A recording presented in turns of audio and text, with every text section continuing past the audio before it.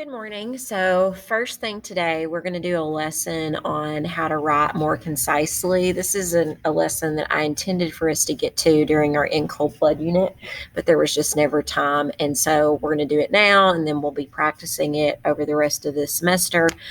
Some of these kind of writing lessons, it's getting kind of hard to fit them in, but just the same way that we did a lesson earlier about writing leads and endings, this will be one on how to write more concise sentences. So it's unfortunate that I didn't get this in right before we did our paper, but you'll see in the class materials for today, you'll see these two slides have been linked for you, and you need to copy and paste these and put these into your style notebook, your skills notebook. Sorry, I knew that sounded wrong. So in your skills notebook, and the first slide you're going to be filling out by doing a little bit of reading that I'm also going to post for you on Google Classroom.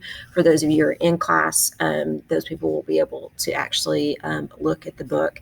So we're going to be talking about how to make our sentences more concise today. And so we're going to start with talking about doublespeak. So this is something that you might hear people talk about, especially in the light of a political election, talking about candidates using doublespeak, for instance. So here are some examples of it. Reducing costs instead of cutting your salary, detainee instead of prisoner of war, collateral damage instead of multiple fatalities, preemptive strike instead of unprovoked attack, negative cash flow instead of broke. In most of these, not all, but in most of these, we're moving away from clarity into doublespeak, and sometimes we're actually adding more words, right? So like, especially in the case of something like negative cash flow instead of broke, right?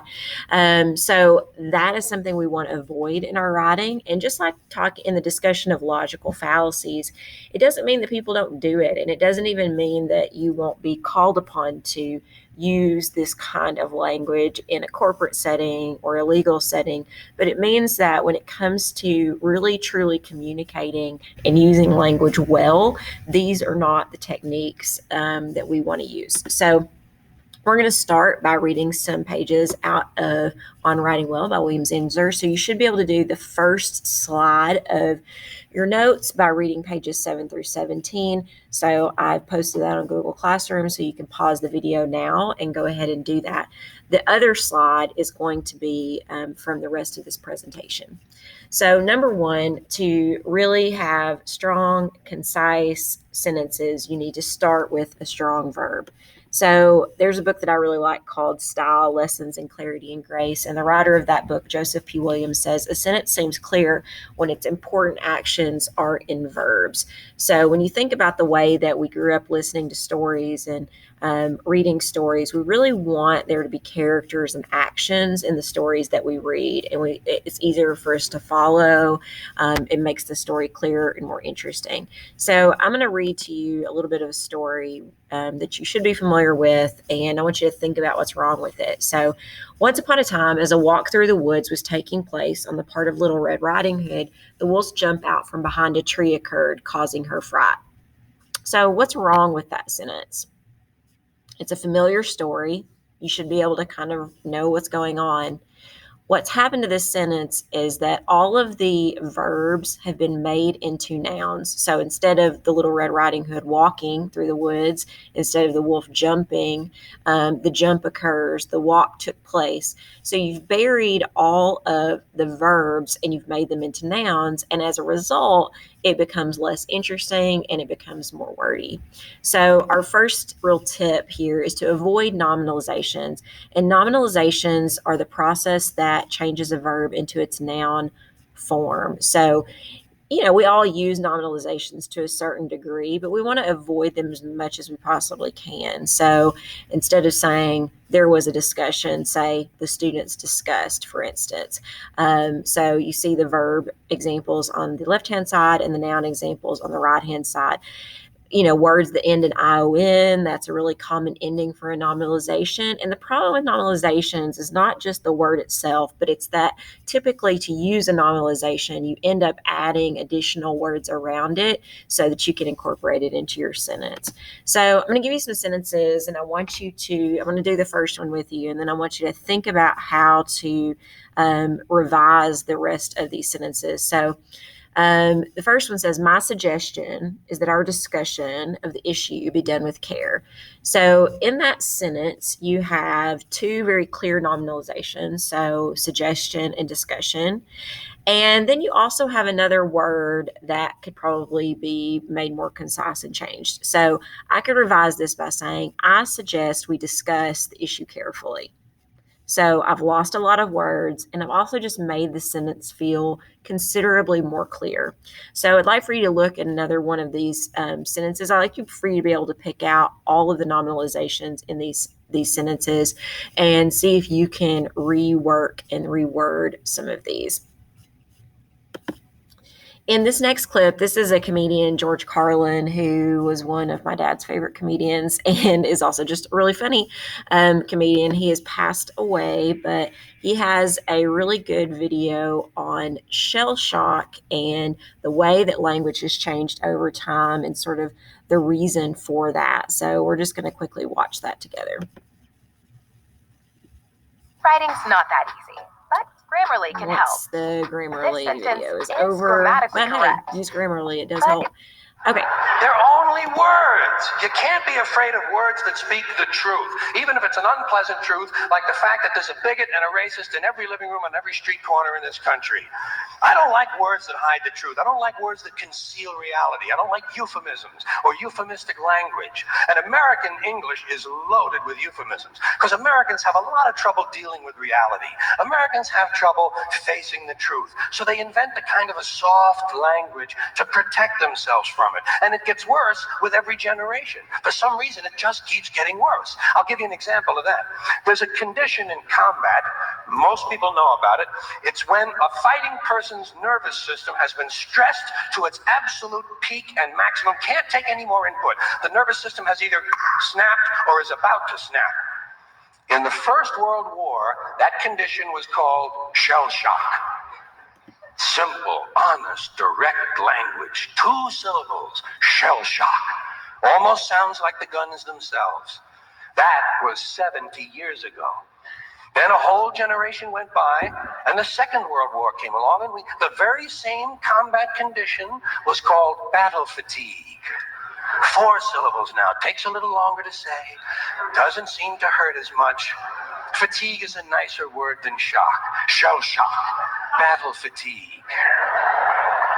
Then we had the war in Korea, 1950. Madison Avenue was riding high by that time, and the very same combat condition was called operational exhaustion. Hey, we're up to 8 syllables now. And the humanity has been squeezed completely out of the phrase. It's totally sterile now. Operational exhaustion. Sounds like something that might happen to your car. Then, of course, came the war in Vietnam, which has only been over for about 16 or 17 years. And thanks to the lies and deceit surrounding that war, I guess it's no surprise that the very same condition was called post-traumatic stress disorder. Still 8 syllables, but we've added a hyphen. And the pain is completely buried under jargon. Post-traumatic stress disorder. I'll bet you if we'd have still been calling it shell shock, some of those Vietnam veterans might have gotten the attention they needed at the time.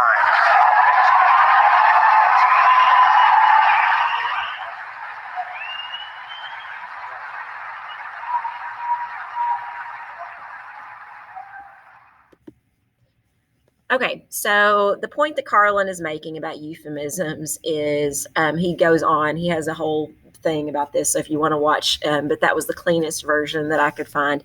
Euphemistic language is something we're familiar with. If you've ever heard someone say that someone passed away, then you've heard a euphemism, right? So we have lots of euphemisms, especially for things that are very, very difficult, so like the word dying or death has a lot of euphemistic language around it because it is such a harsh concept. And so we attempt to soften it, whether it's for, I think in the case of death, a lot of times it's not that we don't want to communicate what's actually happening, but it's like a desire to maybe like, soften and, kind of protect the other person's feelings perhaps, but it's something that we generally want to try to avoid.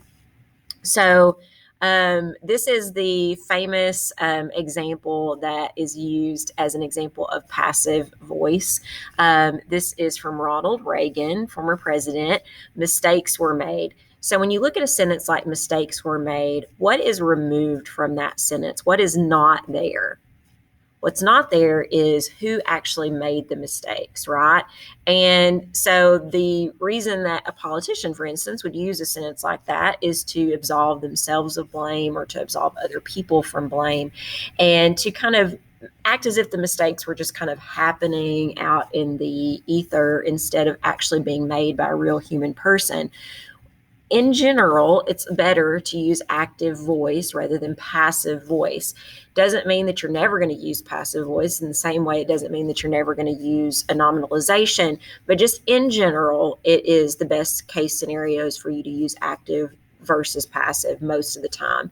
So an active voice sentence, the subject of the sentence is the doer of the action. So in the example, Morgan changed the flat tire. So Morgan is the doer of the action. It's also he or she is also the subject of the sentence. Passive voice. The subject of the sentence is not the doer of the action. So in this sentence, now tire is the subject of the sentence, and it says the flat tire was changed by Morgan. Now we have added words. We have also just kind of changed that basic character action format of the sentence. And now we've made this kind of inanimate object the subject of the sentence. So let's look at these sentences. There are two sentences here that are written in passive voice. So I want you to consider how to revise those. Let's look at the first one and do the first one together. The Graham technique is little esteemed by modern dancers today. So who is actually doing the esteeming, I guess, the verb here? And the answer is modern dancers. So you'd say modern dancers little esteem the Graham technique. I don't know if you need today as well. I think that's kind of implied. Go ahead and do the second sentence. See if you can revise that to make it into active voice. Okay, so we're going to look at this little analysis activity. This is going to take us back to our experience with doing rhetorical analysis. So there are two verbs here that are in bold, and the questions are asking you about connotation. Connotation is not denotation. Denotation is the dictionary meaning of a word, and connotation, that's all of the associations and other, kind of ideas and thoughts that surround that word. And so I think that if you're interested in your rhetorical analysis and looking at specific words, this is good practice for that. Okay, so if you're at home, you're going to miss our Kahoot, so too bad. And our last element is using strong subjects. Or this is actually our second thing, using strong subjects. So according to Joseph P. Williams, readers want actions and verbs, but even more, they want characters as their subjects. So here are some steps to improve the subject of your sentence. Look at the first 7 or 8 words of your sentence and try to find the subject. Try to find the main characters in the sentences. Look in objects of prepositions, possessive pronouns, nominalizations, or in adjectives. Look for the actions that those are involved in. So we're going to look at some examples from the Joseph Williams book. The fear of the CIA was that a recommendation from the president to Congress would be for reduction in its budget. So do you see there are nominalizations throughout this sentence? Fear, recommendation, reduction. And in the corrected sentence, we've actually figured out, okay, who's doing the fearing, who's recommending, who is reducing, right? Who's doing all these things? Well, let's put all of those characters into the actual subject position of the sentence. And the corrected sentence is clearer, it is more concise. The CIA feared the president would recommend to Congress that it reduce its budget. So in the second sentence, there's actually no character present at all. That's very similar to the sentence that we looked at with Reagan when it says mistakes were made. So in the sentence that doesn't have a character, it says decision was made in favor of doing a study of the disagreements. So in the corrected version, you have to create a character. And then in the last one, number 3, you have an absent character as well. There are good reasons that account for the lack of evidence. So again, to correct it, you have to create a character and say, I can explain why I found no evidence. Okay, so your assigned sentences, I'm going to include those in the Edpuzzle for today so that you can do a little bit of practice. Rule 3 for your note-taking guide is to omit needless words. So sometimes we just, and this kind of goes along with this whole idea of euphemism and nominalization, but sometimes we just create these wordy phrases. This is something that Zinsser talks about in the chapter that you read, but sometimes we just create these wordy phrases that start to be used by people. Typically, they, I think, are used because people want to add a sense of like legitimacy or weight to what they're writing or speaking. And so they think that these wordy phrases do that. And then it just kind of becomes part of the culture, right? You hear them, you read them in newspaper, you read them in magazine articles, and before you know it, you're doing it yourself, and you have to kind of work on getting better at it. So on the left-hand side, at the present time, due to the fact that, despite the fact that, advanced planning, joint cooperation, and then more concise examples of that now, because, although, planning, cooperation. So when you can make one word work instead of a whole string of phrases, then definitely do that. So that's the end of our lesson today on writing more concise sentences. This is something that we will continuously come back to throughout the year.